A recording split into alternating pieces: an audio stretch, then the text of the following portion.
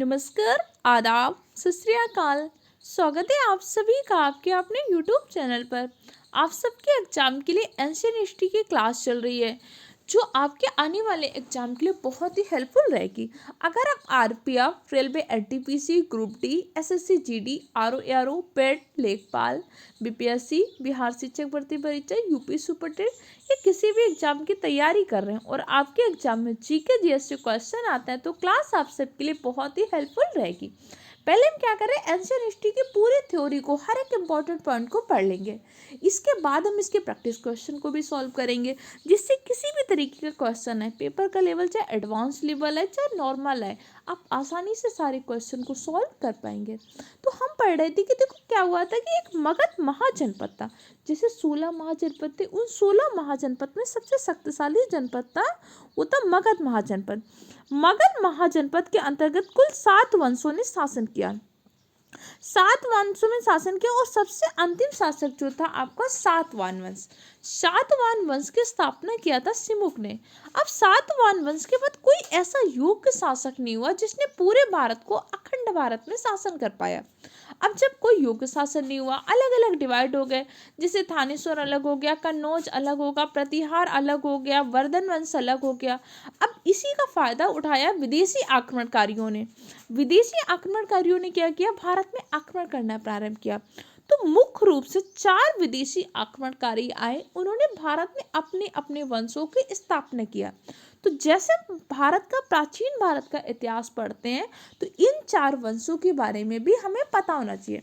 सबसे पहला आक्रमण किया था इंडो ग्रीक वंश के शासकों ने, इसके बाद शकों ने किया, फिर पैलों ने किया, तब कुषाण वंश ने। तो इससे पहले की क्लास में इंडो ग्रीक, शक और पैलों के बारे में हम डिस्कस कर चुके थे। अगर आपने अभी तक उस क्लास को नहीं देखा तो चैनल के प्लेलिस्ट में जाकर देख लीजिएगा। नोट्स आपको टेलीग्राम चैनल में फ्री ऑफ कॉस्ट मिलते हैं, जिसके लिंक मैंने डिस्क्रिप्शन बॉक्स में डाल दी है। अच्छे से पढ़िए, मेहनत करिए, अपने में आपका सपना पूरा करिए। तो आज की क्लास में हम कुषाण वंश के बारे में इंपॉर्टेंट चीज़ों को डिस्कस करेंगे। कॉपी पेन लेकर बैठिएगा, इंपॉर्टेंट पॉइंट के नोट्स जरूर बनाइएगा। कुषाण वंश, मौर्योत्तर काल में भारत में आक्रमण करने वाला अंतिम शासक जो था वो था कुषाण वंश। कुषाण वंश भाई विदेशी आक्रमणकारी हैं, इसका मतलब है मूल रूप से भारत के तो निवासी नहीं है। अगर मूल रूप से भारत के निवासी होते तो इन्हें देशी शासक कहते। ये तो कहीं ना कहीं बाहर से आए हैं। तो ये कौन थे, मध्य एशिया, चीन के तुर्कमेनिस्तान के निवासी थे। मध्य एशिया का जो क्षेत्र है, चीन के पास तुर्कमेनिस्तान, वहाँ के रहते थे और ये आके भारत में एक वंश स्थापित किया था। उस वंश को हमने कुषाण वंश के नाम से जाना था। मध्य एशिया में यूची जनजाति 5 कबीलों में बटी थी। उसी 5 यूची जनजाति का एक वाक्य कुषाण वंश के शासक थे। ये भारत आए और इन्होंने क्या कर दिया था, गंगा नदी के क्षेत्र के तट पर आए थे। कुषाण वंश की स्थापना किसने कर दिया था, कुचल खटफिशस ने कुषाण वंश की स्थापना कर दिया था। कुषाण वंश ने पुनः तांबे के सिक्के चलाए थे। देखो पहली बार सोने के सिक्के किसने चलाए थे, इंडो ग्रीक वंश के शासकों ने। भारत में चांदी के सिक्का भी चल रहा था, तांबे का सिक्का भी चल रहा था और सीसी का सिक्का पहली बार सातवाहन वंश के शासकों ने चलाया था। इन लोगों ने क्या कर दिया था, पुनः रोमन शैली के अनुरूप तांबे का सिक्का चलाया था। कुचल खटफिशिस ने इस वंश की स्थापना किया था। कुचल खटफिशिस प्रारंभ में शैव धर्म को मानता था। इसका प्रमाण उनके सिक्कों से मिलता है, क्योंकि कुचल खटफिशिस के सिक्कों पर नंदी बैल की आकृति मिलती है। इसी के साथ साथ कुचल खटफिशिस ने महेश्वर की उपाधि भी धारण की थी। इसके बाद अगला इस वंश का शासक बना विम खटफिशिस। बिम कटफिशिस को इस वंश का वास्तविक संस्थापक मानते हैं, क्योंकि कुषाण वंश की स्थापना तो कर दिया था कुचल कटफिशिस ने, लेकिन अपनी शक्ति का बहुत बड़ा विस्तार नहीं कर पाया था। इसके बाद अगला शासक बनता है विम कटफिशिस। विम कटफिशिस इस वंश का वास्तविक शासक था। विम कटफिशिस भी कौन से धर्म को मानता था, ये शैव धर्म को मानता था। इसने क्या कर लिया था, महेश्वर की उपाधि भी धारण किया था। विम कटफिशिस के सिक्कों पर एक तो खरोष्टी लिपि थी, दूसरी तरफ शिव, पार्वती और त्रिशूल की आकृति बनी थी। कुषाण वंश के शासकों ने कौन से धर्म को अपनाया था, शैव धर्म को अपनाया था। कुषाण वंश की स्थापना किसने किया था, कुचल खटफिशिस ने स्थापना किया था। कुषाण वंश का वास्तविक संस्थापक विम कटफिशिस को कहते हैं। कुषाण वंश का सबसे प्रतापी शासक कौन था, कनिष्क। कनिष्क कुषाण वंश का सबसे प्रतापी शासक था। कुषाण वंश से अगर क्वेश्चन पूछेगा या तो संस्थापक पूछ लेगा या तो व्यंकटविजय से क्वेश्चन पूछता है या फिर कनिष्क से। कुषाण वंश में आपको सिर्फ 3 शासकों के बारे में ही इंपॉर्टेंट चीजें पढ़नी है। ये कुषाण वंश का सबसे प्रतापी शासक कनिष्क। कनिष्क के टाइम पर ही क्या हुआ थी, चौथी बौद्ध संगीति का आयोजन भी हुआ था। और कनिष्क ने अपना जब राज्याभिषेक करवाया था तो उसने क्या किया था, शक संवत को प्रारंभ किया था। शक संवत को प्रारंभ करने का श्रेय किसको जाता है, कुषाण वंश के शासकों में। कुषाण वंश के कौन से शासक ने शक संवत को प्रारंभ किया था, कनिष्क ने। शक संवत प्रारंभ कब हुआ था, 78 ईस्वी में शक संवत प्रारंभ हुआ था। इससे पहले की क्लास में हमने पढ़ा था विक्रम संवत प्रारंभ हुआ था। विक्रम संवत को प्रारंभ किसने किया था, इस क्वेश्चन का आंसर आप मुझे ऑफलाइन कमेंट में दीजिएगा। अब कुषाण वंश का सबसे प्रतापी शासक था कनिष्क। इसने अपनी राजधानी किसको बनाया था, पेशावर को राजधानी बनाया था। लेकिन बाद में इसने अपनी सांस्कृतिक राजधानी मथुरा को बनाया और तक्षशिला को। पहले राजधानी किसको बनाया, पेशावर। बाद में राजधानी को चेंज किया, राजधानी बनाई तक्षशिला। और कनिष्क ने अपनी 2 राजधानी बनाई थी। एक राजधानी इसने मथुरा को बनाया था। कनिष्क की सांस्कृतिक राजधानी कौन सी थी, कनिष्क की सांस्कृतिक राजधानी थी मथुरा। इन्होंने कुषाण वंश ने प्रारंभिक राजधानी पेशावर, बाद में इन्होंने अपनी राजधानी किसको बना लिया, तक्षशिला को। और कनिष्क ने अपनी सांस्कृतिक राजधानी किसको बना लिया था, मथुरा को बना दिया था। और कनिष्क ने क्या किया था, पाटलिपुत्र पर आक्रमण किया था। पाटलिपुत्र पर आक्रमण कैसे, इसने महात्मा बुद्ध का एक भिक्षा पात्र था और एक पाटलिपुत्र का बहुत बड़ा विद्वान था, अश्वघोष। पाटलिपुत्र के दार्शनिक अश्वघोष को अपने साथ लेकर गया था। इसी अश्वघोष को कनिष्क ने क्या किया था, राजकवि का दर्जा दिया था। देखो कनिष्क के टाइम पर ही क्या होती है, चौथी बौद्ध संगीति होती है। अब चौथी बौद्ध संगीति का आयोजन कनिष्क के दरबार में होता है, तो भाई अध्यक्षता तो वहीं का कोई व्यक्ति करेगा। लेकिन ये तो लेके किसको गया था, अश्वघोष को। इसीलिए चौथी बौद्ध संगीति का उपाध्यक्ष किसको बनाते हैं, अश्वघोष को बनाते हैं। अध्यक्षता तो वसुमित्र करते हैं, लेकिन उपाध्यक्ष कौन बनता है, अश्वघोष बनते हैं। और आपसे कई बार क्वेश्चन पूछ लेते हैं, चौथी बौद्ध संगीति का उपाध्यक्ष कौन था, अश्वघोष। चौथी बौद्ध संगीति हुई कहाँ पे थी, कुंडलवन कश्मीर में हुई थी। किसके शासनकाल पे हुई थी, कनिष्क के। चौथी बौद्ध संगीति के शासनकाल कनिष्क किस वंश का शासक था, कुषाण वंश का शासक था। देखो कनिष्क ने क्या किया था, पाटलिपुत्र पर आक्रमण करके 2 चीजें ले गया था। ये तो महात्मा बुद्ध का एक भिक्षा पात्र था, उसको लेकर गया था। दूसरा पाटलिपुत्र के एक दार्शनिक को ही लेकर चला गया था। कौन था वो दार्शनिक, अश्वघोष। क्लियर, इतनी दोनों बातें आपको समझ में आई कि नहीं है, कोई दिक्कत, कोई कंफ्यूजन और कमेंट सेक्शन द्वारा पूछ सकते हैं। टेलीग्राम चैनल पे ग्रुप बना हुआ है, वहाँ पे अपने डाउट्स रख सकते हैं। बस पढ़िए, मेहनत करिए। किसी सब्जेक्ट में कोई दिक्कत हो, किसी एग्जाम को टारगेट करना हो, आप मुझे कमेंट सेक्शन द्वारा बता दीजिए। आपको इंपॉर्टेंट चीज़ें आसानी से बता देंगे। देखो अभी इस टाइम पे क्या हो रहा है, मेरी ट्रेनिंग पीरियड चल रहा है, तो अभी मैं आपकी ऑफलाइन क्लासेस नहीं ले पा रही हूँ। लेकिन मैंने आपके एंशिएंट हिस्ट्री के जो पार्ट नहीं कंप्लीट कराए थे उन सबको मैं ऐसे कंप्लीट करा रही हूँ। बस आप पढ़ लीजिए, मेहनत करिए, अच्छे से अपनी पढ़ाई करते रहिए। देखो जॉब लेना बहुत इंपॉर्टेंट है। एक छोटी ही ले लीजिए, लेकिन अभी आप जॉब ले लीजिए। फिर आप जिस एग्जाम की तैयारी कर रहे हो, जो आपका टारगेटेड ड्रीम, उसके लिए मेहनत करते रहिए। एक छोटी सी जॉब लेने से भी क्या हो जाएगा, आपका ये बेरोजगारी का धब्बा हट जाएगा, आपके माइंड से स्ट्रेस कम हो जाएगा। कम से कम अपने खर्चे तो आप कर पाएंगे, माँ बाप से नहीं मांगना पड़ेगा। तो एक जॉब जरूर अभी ले लीजिए। फिर जिस भी एग्जाम की आप तैयारी करना चाहते हो, टारगेटेड करना चाहते हो, करते रहिए, पढ़ते रहिए, मेहनत करते रहिए। इसी के साथ साथ चौथी बौद्ध संगीति का आयोजन कहाँ पे हुआ था, कुंडलवन कश्मीर में हुआ था। अध्यक्षता किसने किया था, अध्यक्षता तो किया था वसुमित्र ने। लेकिन भाई ये तो पकड़ के ले आए थे अश्वघोष को। अब अश्वघोष को राजकवि का दर्जा भी दे दिया था, तो अश्वघोष को अगर कुछ नहीं देते तो अश्वघोष नाराज होते थे। तो इन्होंने अश्वघोष को क्या कर दिया, तो चौथी बौद्ध संगीति का उपाध्यक्ष बनाया था। इससे पहले की जो 3 बौद्ध संगीतियाँ होती हैं उनकी आपको सिर्फ अध्यक्ष पूछता है कि भाई अध्यक्षता किसने किया था। लेकिन चौथी बौद्ध संगीति एक ऐसी संगीति है जिसके उपाध्यक्ष का नाम भी आपसे पूछता है। अध्यक्षता किसने किया था, वसुमित्र ने। जो उपाध्यक्ष कौन थे, अश्वघोष। अश्वघोष कहाँ के दार्शनिक थे, पाटलिपुत्र के दार्शनिक थे। इसी सम्मेलन में बौद्ध धर्म भी आपके 2 संघवाटों में बढ़ गया था। चौथी बौद्ध संगीति में बौद्ध धर्म हीनयान और महायान शाखा में डिवाइड हो गया था। कनिष्क शाखा को कनिष्क शाखा को मानता था तो कनिष्क आपकी महायान शाखा को मानता था, ध्यान रहेगा।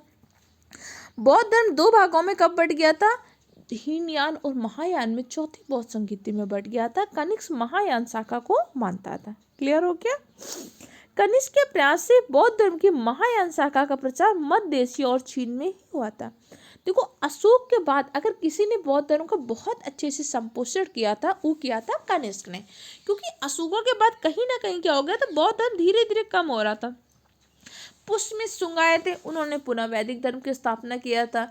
इंडो ग्रीक आए थे, उनके टाइम पे आपका बौद्ध धर्म वगैरह था।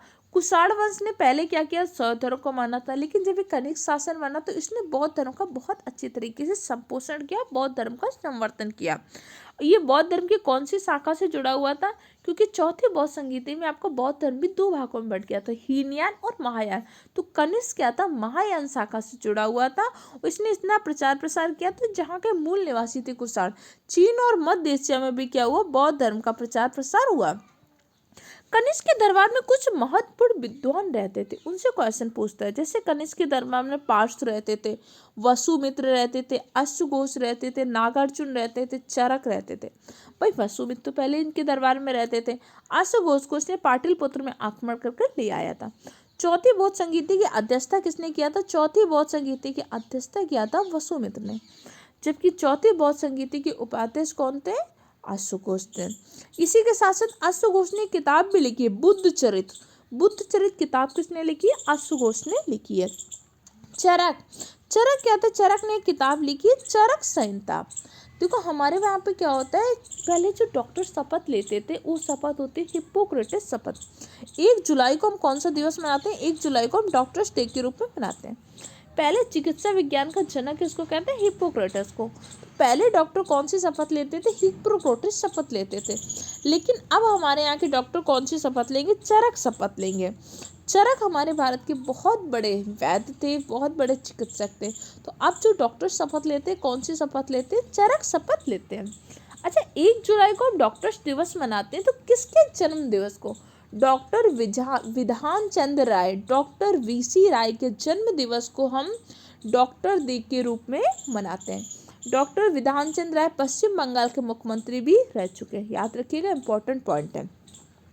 इसी के साथ साथ नागार्जुन ने क्या किया था? माध्यमिक सूत्र में सापेक्षता का सिद्धांत दिया था। नागार्जुन को हम भारत का आइंस्टीन भी कहते हैं। नागार्जुन शून्यवाद के प्रवर्तक भी थे। भारत का आइंस्टीन किसको कहते हैं? नागार्जुन को। नागार्जुन ने कौन सा सिद्धांत बताया था? सापेक्षता का सिद्धांत बताया था। नागार्जुन किसके दरबार में रहते थे? कनिष्क के दरबार में रहते थे। भारत का आइंस्टीन कौन है? भारत का आइंस्टीन है नागार्जुन। इसी के साथ वसुमित्र, वसुमित्र ने एक किताब लिखी थी महाभिवाद सूत्र। वसुमित्र ने कौन सी किताब लिखी थी? महाभिवाद सूत्र लिखी थी। और महाभिवाद सूत्र को बौद्ध धर्म का विश्वकोश कहते हैं। बौद्ध धर्म की डिक्शनरी अगर किसी किताब को कहते हैं तो महाभिवाद सूत्र है, जिसकी रचना किसने किया था? वसुमित्र ने। वसुमित्र ने चौथी बौद्ध संगीति की अध्यक्षता भी किया था। और चौथी बौद्ध संगीति का उपाध्यक्ष कौन था? अश्वघोष। अश्वघोष ने कौन सी किताब लिखी थी? बुद्ध चरित्र किताब लिखी थी अश्वघोष ने। एक किताब हमने पढ़ी थी मिलिंद पन्नो। मिलिंद पन्नो का संबंध भी किससे था? बौद्ध धर्म से। तो मिलिंद पन्नो किताब को किसने लिखा था? नागसेन ने लिखा था। याद है कि नहीं है? अगर नहीं याद है तो आपको चीज़ों को रिवाइज करने की जरूरत है। देखो, पहली बार सोने के सिक्के किसने चलाए थे? पहली बार सोने के सिक्के चलाए थे इंडो ग्रीक हिंद यवन के शासकों ने। लेकिन सर्वाधिक शुद्ध सोने के सिक्के किसने चलाए थे? कुषाण वंश के शासकों ने, कनिष्क ने। अब इन्हें सोना की प्राप्ति कहाँ से होती थी? पाकिस्तान के हिंदू कुश पर्वत के पास अल्ताई पहाड़ियों से। कुषाण वंश के शासकों को सोना कहाँ से मिलता था? हिंदू कुश पर्वत के पास अल्ताई पहाड़ी है, वहां से इन्हें सोने की प्राप्ति होती थी। इतनी बातें आपको समझ में आई कि नहीं? कनिष्क के टाइम पर तांबे का सिक्का भी चला था। इस तांबे के सिक्कों को क्या कहते थे? काकड़ी कहते थे। इसी के साथ साथ मथुरा से कनिष्क के सिक्कों का ढेर मिला है, क्योंकि मथुरा को कनिष्क ने अपनी सांस्कृतिक राजधानी बनाया था, जिसमें कनिष्क ने स्वयं को सैनिक वेशभूषा में दिखाया है। कनिष्क ने स्वयं को सैनिक वेशभूषा में दिखाया है। ऐसा सिक्का आपको कहाँ से मिला था? मथुरा से मिला था। मथुरा किसकी सांस्कृतिक राजधानी थी? कुषाण वंश की सांस्कृतिक राजधानी थी। इन्होंने पहली राजधानी किसको बनाया था? पेशावर को। बाद में राजधानी बना दिया था तक्षशिला को। कनिष्क के टाइम पर स्थल और समुद्र दोनों मार्ग से क्या होता था? व्यापार होता था। क्लियर हो क्या? इसी के साथ साथ कुछ एक बंदरगाह था, जैसे बंगाल का ताम्रलिप्त बंदरगाह, जहाँ से क्या होता था, इनका व्यापार होता था। दक्षिण भारत में महाराष्ट्र को सोपारा और कल्याण कल्याण बंदरगाह था, जहाँ से क्या करते थे, व्यापार करते रहते थे। इसी के साथ साथ एक रचना है पेरिप्लस ऑफ द इरेथियन सी। इसमें जानकारी मिलती है कि कनिष्क का सर्वाधिक व्यापार रोम से होता था। लेकिन ये जो किताब है ना, पेरिप्लस ऑफ द इरेथियन सी, इस किताब की रचना किसने की आज तक नहीं पता चला। इसके रचनाकार का वर्णन नहीं है, लेकिन इस किताब में वर्णन मिलता है कि कनिष्क सर्वाधिक व्यापार कहाँ से करता था, रोम से करता था। तो क्वेश्चन पूछ लेते हैं, कनिष्क का सर्वाधिक व्यापार रोम से होता था, इसकी जानकारी कौन से ग्रंथ से मिलती है। इसकी जानकारी मिलती है हमें पेरिप्लस ऑफ द इरेथियन सी से। लेकिन पेरिप्लस ऑफ द इरेथियन सी की रचनाकार कौन है, इसका कोई भी वर्णन नहीं मिलता है। कनिष्क के टाइम पर ही पहली बार क्या हुई थी, नाशपाती की खेती प्रारंभ हुई थी। इसी के टाइम पर एक अरब नाविक था, हिप्पालस ने मानसून की खोज किया था। पहली बार मानसून शब्द की व्याख्या किसके टाइम पर हुई थी, कनिष्क के टाइम पर। किसने किया था, एक अरब नाविक था, हिप्पालस। कनिष्क के शासनकाल में मूर्ति निर्माण कला का काफी विकास हुआ था। कनिष्क ने अपनी राजधानी पुरुषपुर के समीप एक संगाराम विहार का भी निर्माण कराया था। कनिष्क को हम द्वितीय अशोक के नाम से भी जानते हैं। 105 ईसा पूर्व के कनिष्क की क्या हो गई थी, मृत्यु हो गई थी। इसके बाद क्या होता है, कनिष्क के कोई भी उत्तराधिकारी नहीं आते और बहुत योग्य नहीं होते। इसके बाद क्या होता है, कनिष्क का भी आगे चल के इसी वंश के सामंतों ने करके गुप्त वंश की स्थापना कर दिया। भाई कनिष्क के कोई भी उत्तराधिकारी नहीं आते, तो जो कनिष्क के सामंत थे वही सामंत प्रभावशाली हो जाते। इन सामंतों ने एक नया वंश स्थापित कर दिया, तो वंश था गुप्त वंश के बारे में। इस कलिंग वंश का अंतिम शासक के रूप में वासुदेव की जानकारी मिलती है। ये वो वासुदेव नहीं है जिसने कर्ण वंश की स्थापना किया, ये आपका कुषाण वंश का अंतिम शासक है वासुदेव। कुषाण वंश की स्थापना किसने किया था, कुजुल कटफिशिस ने कुषाण वंश की स्थापना किया था। कुषाण वंश का एक योग्य शासक था विम कटफिशिस। कुषाण वंश का सबसे प्रतापी शासक था कनिष्क। कुषाण वंश का अंतिम शासक कौन था, वासुदेव। बाद में कनिष्क के बाद कोई भी योग्य उत्तराधिकारी आता नहीं है, तो कुषाण वंश के सामंतों ने आगे चल के एक नया वंश स्थापित कर दिया, तो वो था गुप्त वंश। तो कुषाण वंश से जुड़े इंपॉर्टेंट चीज़ों को पढ़ लिया, रिवाइज कर लिया। नोट्स टेलीग्राम चैनल पर मिलेंगे। पढ़ते रहिए, मेहनत करिए, अपना अपने माँ बाप का सपना पूरा करिए।